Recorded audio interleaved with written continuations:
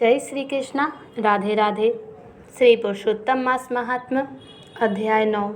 नारद जी बोले, हे मुनि, वह मुनि की पुत्री फिर उस वन में किस प्रकार रही और उसका विवाह किस प्रकार किसके साथ संपन्न हुआ, किस मुनि ने उसका विवाह संपन्न कराया। श्री नारायण जी बोले, पिता के शोक में डूबी रहकर उसने बहुत सा समय व्यतीत कर दिया। एक समय सहसा वहाँ उस वन में एक क्रोधी ऋषि दुर्वासा पधारे और उस कन्या की दीन दशा देखी। उनका सिर महादेव के सिर जैसा जटाओं से घिरा हुआ था। श्री कृष्ण अर्जुन से बोले, हे अर्जुन, यह वही दुर्वासा ऋषि हैं जिन्होंने तुम्हारी माता से प्रसन्न होकर उन्हें देव आवाहन की शक्ति प्रदान की थी। एक बार इन्हें रुक्मिणी के साथ जाते हुए रथ पर बैठा लिया था। बाद में दोनों को प्यास ने सताया। रुक्मिणी ने अपने सूखे और तालू को दिखाकर मुझे जल लाने को कहा। मैं जल लाने हेतु पदाघात करते हुए चला और प्रिया के प्रेम में निमग्न हो उसे भोगवती नगरी ले आया, जहाँ रुक्मिणी ने अपनी तृष्णा को शांत किया। तो मुनि को तक्षी क्रोध हो गया और बोले और प्रलय अग्नि की भांति उन्हें श्राप दे दिया। हे कृष्ण, तू सदा अपनी प्रिया के प्रेम में निमग्न रहते हो।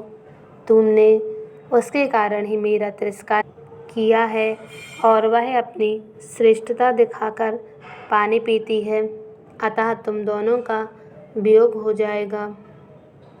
अनेक तीर्थों के जल से भीगी रहने वाली जटाएं मुझे सुशोभित करती हैं। ऐसे महान तपस्वी ऋषि को ब्राह्मण बालिका ने देखा। तब वह अपने शोक विरह को ऊपर उठाकर दुर्वासा ऋषि को प्रणाम करते हुए उठ खड़ी हुई और दुर्वासा ऋषि को अपने आश्रम में ले गई। दुर्वासा ऋषि का आदर भाव से स्वागत किया। अर्घ्य, पाद्य और नाना प्रकार के जंगली फल फूलों से आतिथ्य करते हुए विनय करती हुई बोली, हे महाभाग, अत्रि कुल के सूर्य, आपको मेरा नमस्कार है। आपके आगमन से मेरा भाग्य उदय हुआ है। आज मेरे सारे सभी व्रत सफल हो गए, सभी पुण्य सफल हुए। ऐसे वचन कहकर वह मौन होकर बैठ गई। दुर्वासा ऋषि बोले, हे पुत्री, तुम धन्य हो। तुमने अपने पितृकुल का उद्धार किया है। यह मेधावी ऋषि के श्रेष्ठ तपस्या का ही परिणाम है। मैं कैलाश से तेरी धर्मशीलता जानने हेतु आया था। अब मुझे शीघ्र ही बद्रीधाम पहुंचना है। मैं बद्रीनारायण भगवान के दर्शन की इच्छा से बद्रीधाम जा रहा हूँ। ब्राह्मण कन्या कहने लगी, हे ऋषिराज, आपके दर्शन पाकर मेरे दुख का सागर सूख गया है।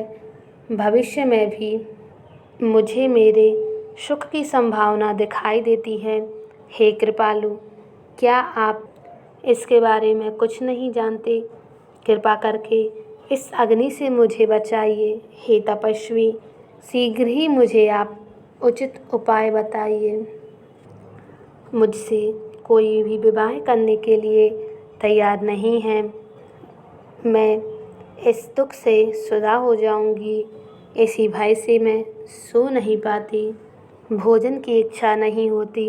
हे ऋषिराज, अब तो मृत्यु के अतिरिक्त और कोई मार्ग नहीं सूझता है। ऋषि दुर्वासा उसके लिए कोई युक्ति विचारने लगे। श्री पुरुषोत्तम मास महात्म्य अध्याय 9 समाप्त। जय श्री कृष्ण। राधे राधे। पुरुषोत्तम मास के सभी अध्यायों के लिए आप हमारे चैनल को सब्सक्राइब करें, शेयर और लाइक ज़रूर करें।